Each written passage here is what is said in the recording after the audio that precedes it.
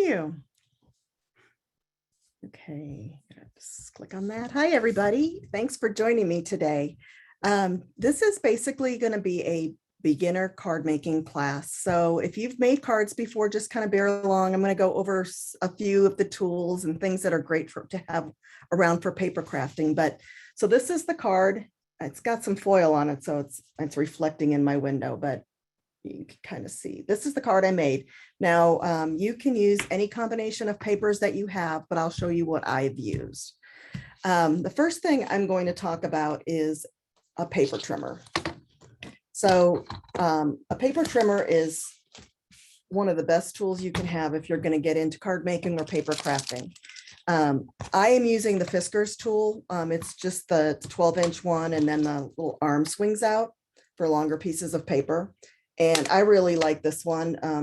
The Fiskars ones have this little wire in here. If you have, it's kind of, I don't think I can show you, but I've gotten so used to the wire because the wire sets right over the groove where you cut. And so I can really line things up well. It also, you can also get a scoring blade, which is this little black blade. I'm sorry, I got to remember what camera I'm working on. It's got, I call it a blade, but it's not really a blade. It's just got this little metal piece in that will score paper. Scoring paper is basically making a nice clean crease in it.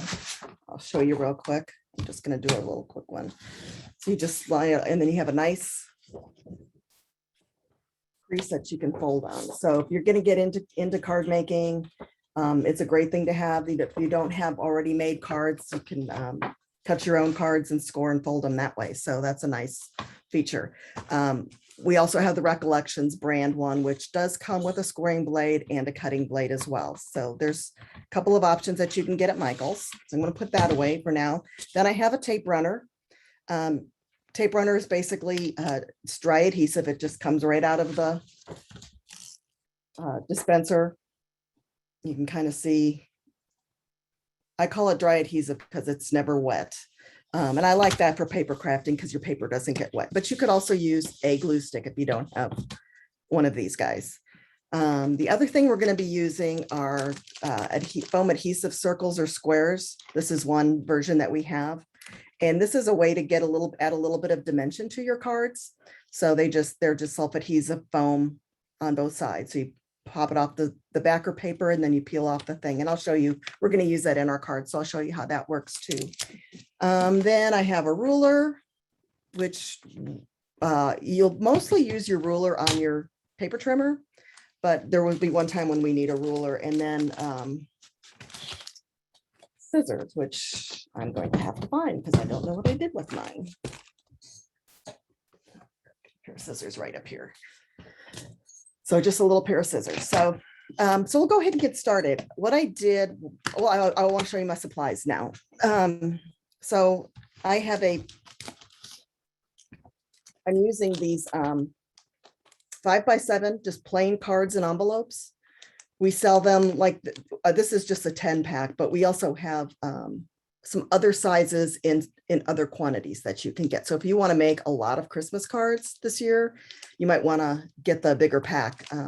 And they, like I said, they come in different sizes. It'll tell you on the back. We're using the 5x7, which is an A7, which is a standard size in the card world. Then we have these little 6x6 pads, and I'm hoping that you'll be able to find them all together.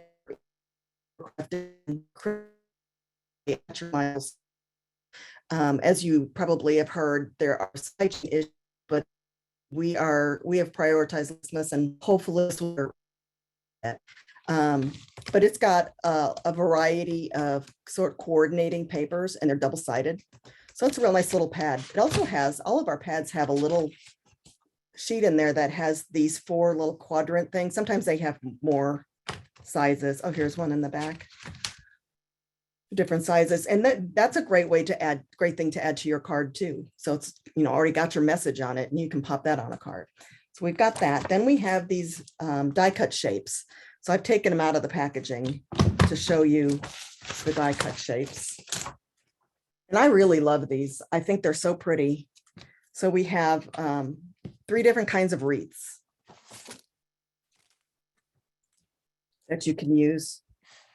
on your cards. And there's 12 in a package. So that's 12 cards right there if you wanted to do that. Then the stamp I'm using came from this little set. This is a little tag set. It's a tag kit. So the stamp was in here. This is the stamp I'm using. And then it has some twine and some tags. You can make your own little tags. It's $4.99 for the whole set. And then you can use the stamp however many times you want. So that's the stamp we're using. Nice and economical. And then I have some papers. So there are packs of Christmas papers in the store as well. But this is just a 12 by 12 gold glitter cardstock that I grabbed. And then I didn't use the reds, but here's a couple of different reds. And then I got a green. And I'm using white cards. And I dropped all my wreaths. So pardon me while I get my wreaths. Okay, so let's go ahead and get started. What I went ahead and did for your reference is this is how I'm cutting all of my papers. Okay, so my card is 5 by 7. And so my layer 1 is going to be 4.5 by 6.5. What I typically tend to do on my cards is I like about a 1/4 of an inch border all the way around. Now you can make a 1/2 inch border. So just to reiterate the math part of it. So 5 by 7, I want 1/4 inch. So that's a 1/2 inch total. So then I'll subtract a 1/2 inch from the 5, which is 4.5, and a 1/2 inch from the 7, which is 6.5. If you wanted a 1/2 inch border all the way around, it would be 4 by 6 for your first layer. And then you just go down from there. So, if you need to jot down what you did, if you can't remember what you did, go for it and do that. So my first layer is 4.5 by 6.5, which is the gold glitter. My next layer, which is the green, is 4 by 6. Then I cut 2 strips of paper from the pad, just the length of the pad, one that's 2 inches and one that's 1.5 inches. And then I'll talk about this measure up 3/4 of an inch later, but I'm going to set that aside and we'll go ahead and start creating. Now I'm going to start with my gold paper. Very messy. And so I have my personal projects and my work projects all going on in my room at the same time. So it gets a little, and my room's really kind of small. So here's my card. Just going to start with my blank white card. Just opens just like that. And I apparently have ink on my fingers because they just got on there. I'm going to cut my first piece, my first layer. Open my Fiskars paper trimmer. And I'm going to measure 4.5. You can see up here, 4.5.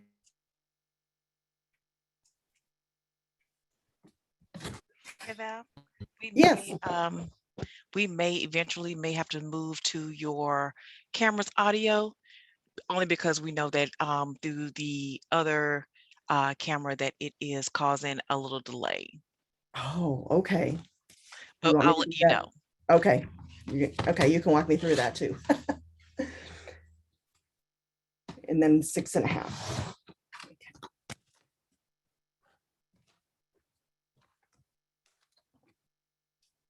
So that's the first layer. You can eyeball it, doesn't have to be exact. So I'll go ahead and put that down.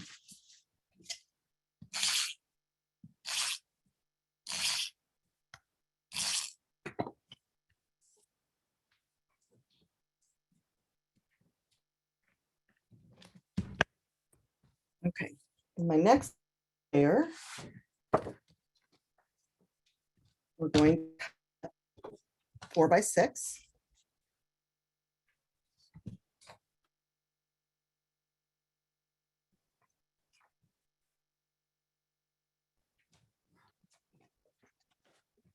Did I do that right?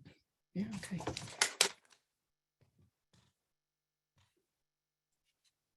And that will set right on there like that. So I'll go ahead and place it down. I will tell you, if you have trouble getting your adhesive to stick to glitter paper, you might need a stronger adhesive. And so there's a red tape. It's Recollections brand is permanent adhesive tape. It comes in a roll, a little roll, and it peels off. So that's a much stickier tape, but this has been working pretty good for me today. Now I will take my two papers. So I pulled these out of the pad already. And I'm going to have this one. So I'm going to, this has this green stripe at the top. That was where the pad was in the book. Oh, it's perforated. Okay, I didn't realize that. So you can do that. So I'm going to cut that 2 inches by the length of the paper. Then I'm going to take this plaid one and I'm going to cut it 1.5 inches. The paper pad is a 6x6 pad. So the length is 6 inches. If you're using something else, that you have. So it's 6 inches is the length that I'm using. So I'm going to glue the plaid piece to the patterned piece.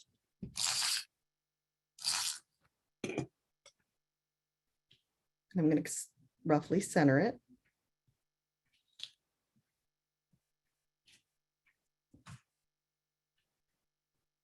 Okay.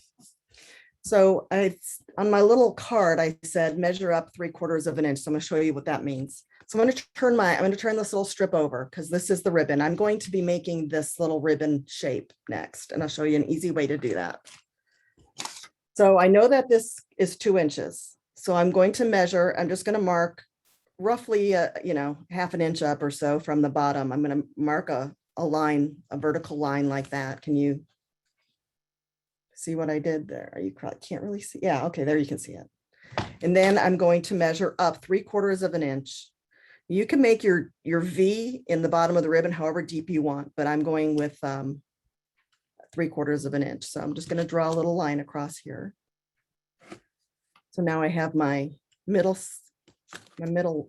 line there. So I'm just going to take my scissors and I'm going to cut from the corner to the middle from each side.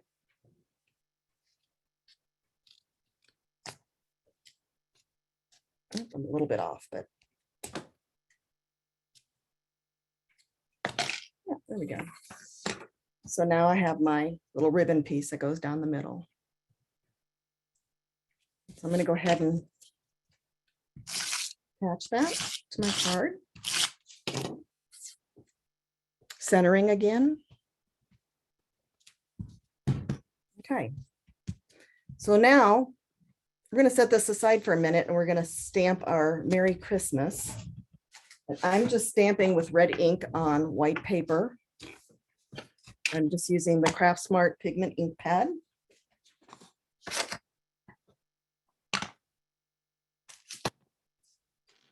When I'm stamping something that I want to put like on the middle of a card, rather than cut my piece out the size I want it and try to center my stamp inside that little square. I mean, I'm pretty good, but I'm not that good. And the odds of me getting it centered where I want it and straight are probably pretty slim. So I'm just going to stamp it on this piece of paper. Then I'm going to cut the paper around it with my trimmer. That way, if I don't get a good stamped image. Okay, so I got a little bit of red on there. I wiggled my stamp too much. I'm going to do another one. Hey Val, can you move it up just a tad bit? Oh, sorry, yes. So I did get a little bit of my stamp up there, but I'm going to cut that off. Like I didn't want to use this one because of this here that I got from the stamp. So if you wiggle your stamp, you're going to get that. You can see how I just did that. So that's just something to watch for when you're stamping. But by doing it on a piece of paper, then you can cut around it and you can cut it to how you want. Didn't stamp again. I'm going to stamp another one. I didn't do that. There we go. So try not to wiggle it like I did. And you can see on my paper, it's not straight, but it doesn't matter. I'm going to probably, well,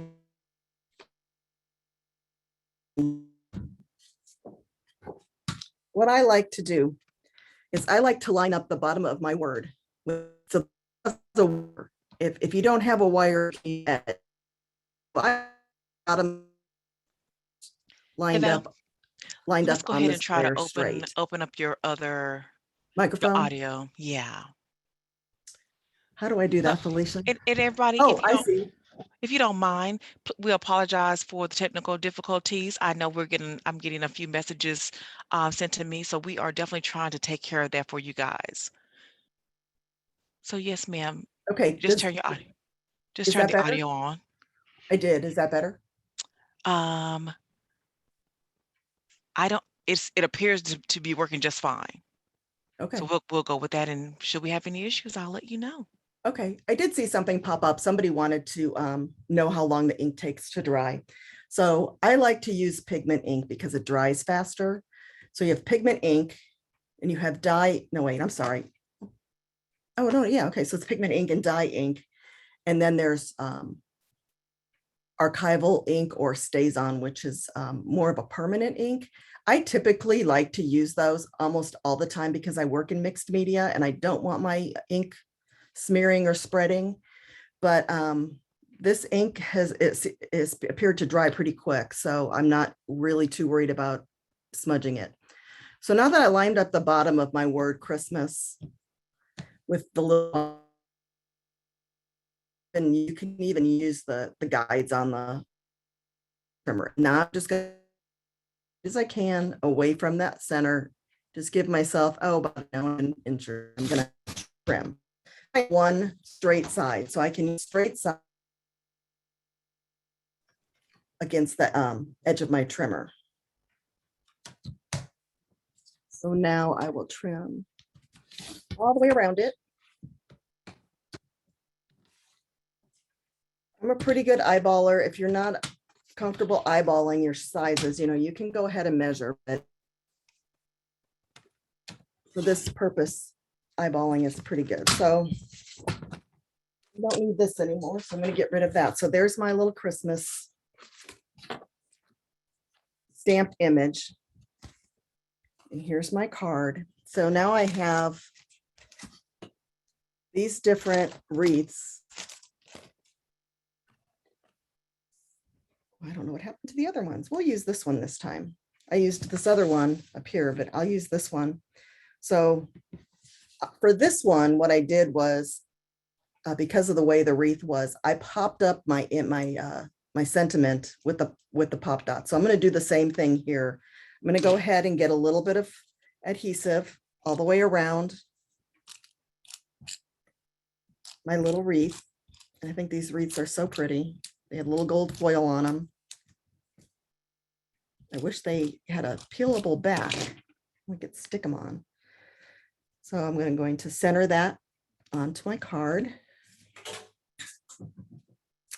So now I have my sentiment. It's going to go in the middle there, and I'm going to take some foam dots, flip my sentiment over, and I'm peeling off this dot. Yes, the adhesive I'm using is permanent. Some people like repositionable, but I find that if I lay it down and I need to move it right away, even if it's permanent, I can get it to move. So I just never have a lot of faith that my repositionable adhesive is going to stay where I want it, but you can certainly try that. So I want, before I stick that down, so you can see what I did here with the dots, the foam dots, I peeled the backing off the dots so they're sticky. I'm just going to lay it on there.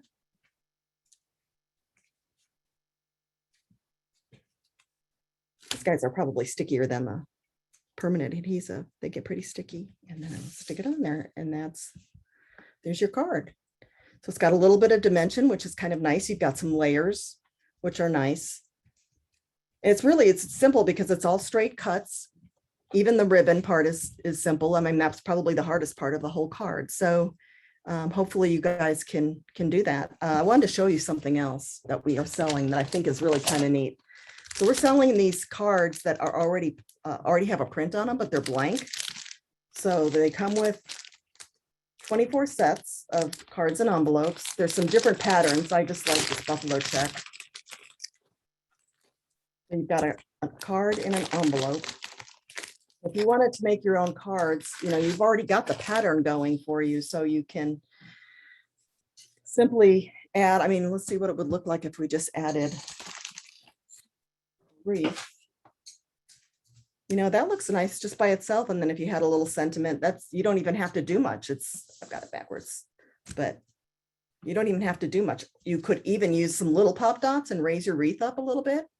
That would give a little dimension, and you'd see a little shadowing, which would be really nice. So you could put you could even cut a circle that fits behind this wreath. If you wanted it solid, maybe a red or something, another color. So there's a lot of different things you can do. I think these cards are really nice, a fun way to add some extra pizzazz to your cards. But you know, white cards are great. White cardstock, any color cardstock is fine. If you're going to make your own cards and you want to do, say you want to do a 5x7 and you have A7 envelopes, or I'm sorry, yeah, A7 envelopes, which a 5x7 will fit into. You just want to cut your cards 10x7 and score it down along the halfway down the 10-inch side. So when you fold it, it's 5x7. A2 cards are basically when 8.5x11 piece of paper, folded, cut in half, and then folded in half. So that's how you do that. So I always like to caution people, if you're making cards, make sure there's an envelope to fit your card, because sometimes you just start making cards, you're like, oh, now I got to find an envelope to fit that. So if you go backwards and go, okay, I know these kinds of envelopes exist. A6 is another common size, and that I think is 5.5x6 or 6.5, somewhere along those lines. So, you know, figure out your envelope first and then make your cards to fit it. And you'll never have any issues. You'll always have a nice, pretty card to make, and you can make lots of them. Like I said, you can even cut these little guys out and put it on the center of a card. You know, that just makes a really nice handmade card without too much extra work. And if you're not a stamper, there's stickers, there's other images that you can find that you can use as a sentiment for your cards. But that was pretty simple stamping. You don't need a lot of, like I said, just one ink pad. The ink pads, I think, are $3.99 or $4.99. And like I said, this whole pack of that the stamp came in was $4.99. So you can use that over and over again. So that's pretty much the card part of it. Felicia, do we have any specific questions? Actually, I haven't seen too many of say particular questions. I know a lot of people have been answering each other's questions, Okay. so that has been great. Okay. I know that there was a question asking about the adhesive you're using, so I Yes. definitely put the link Yep. to both the handheld adhesive as well, Okay. the tape runner, as Okay. well as the foam dots. Yeah, this is the one that I like to use. It's not refillable, because for some reason I am just not mechanically inclined when it comes to refilling those things. So I just like to use these. This one's permanent. We also have removable, and I think there's one that's dots. So, you know, just that's kind of a personal preference, whatever you like. And like I said, a glue stick would work too. So just make sure the glue stick is kind of a good adhesive, not a repositionable, because I've had things fall off with glue sticks before. But you can, so somebody asked, how do you finish the inside of the card? So you could, if you wanted to, you could add another layer of paper in here. You could use one of those little sentiments inside, like this one would be kind of nice inside this card, and then you sign it, or you can keep it blank and write a note in it. You could also print something off on your computer, you know, print off a nice little sentiment and, you know, maybe print it on some red cardstock, or, you know, even white or gold or something, and then trim it out and glue it to the inside of the card. So that would make a real nice way to finish it off real easy without having to write a whole lot of stuff in there. And if you don't like your own writing, go to the computer and print it off. That's what I always like to do. There's lots of nice fonts you can use. Hey Val, can you show the measurements you did again, if you could raise it up Yes, to I the can. camera? I sure Um, can. I did let them know that we'll try to get those measurements and put them in the description once the class is Okay. uploaded. Okay. Yeah. And then if you watch it again, I think I have it in the beginning of the screen too, but just remember, whatever you want your border, double it because you have two sides, two edges, and then the top and bottom. So hopefully that made sense. And hopefully when you look at it this way, it makes sense to you too. So Someone's also asking, would you be able to provide written instructions? there should be written instructions for the card, Felicia, Okay, somewhere in the CPT or whatever. So we can find that, definitely and get it. I can help you find that if you can't As a find it. matter of as a matter of fact, I am getting ready. There is some instructions to this class. So actually, what I'm going to do is put that link in the chat as we speak. So if anyone, once you click on it, there's a tab that actually says View Instructions. And so once again, I am putting that in the chat for anyone who would like to um, get get not only just the list, but also the instructions. They're Okay, going to be there as well. great. So once again, I just want to thank everybody. I'm not for sure if you were doing another card or not, but just as a reminder that this class is recorded and will be available on tomorrow. Barbara said she missed where the ribbon number 2 was. Ribbon number 2 is on top of ribbon number 1. Can you see? So my ribbon 2 was the plaid, and my ribbon 1 was the burgundy with the gold.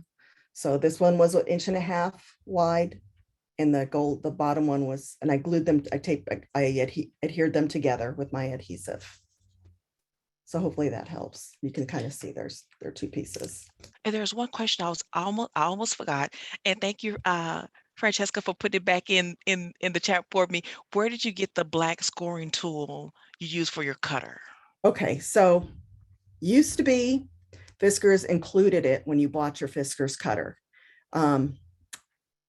Then they were selling them separately with another orange of the orange cutting blades, the orange cutting blade that comes with the Fiskars.